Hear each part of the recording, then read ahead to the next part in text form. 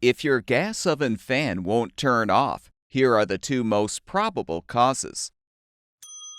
The fan thermostat sends voltage to the oven fan as the oven heats up. If the thermostat contacts are stuck closed, the thermostat may continue to send voltage to the fan after the oven has cooled down. You can use a multimeter to test the thermostat for continuity, a continuous electrical path present in the part.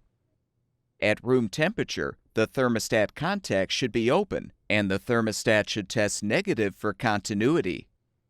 A thermostat testing positive for continuity at room temperature strongly indicates the component is defective and will need to be replaced. The oven control board has relays that regulate power to the bake, broil, and fan circuits. If one of these relays shorts closed, the control board may send continuous voltage to the oven fan. Since this is not a common problem, you should confirm the oven thermostats are functioning normally before replacing the control board.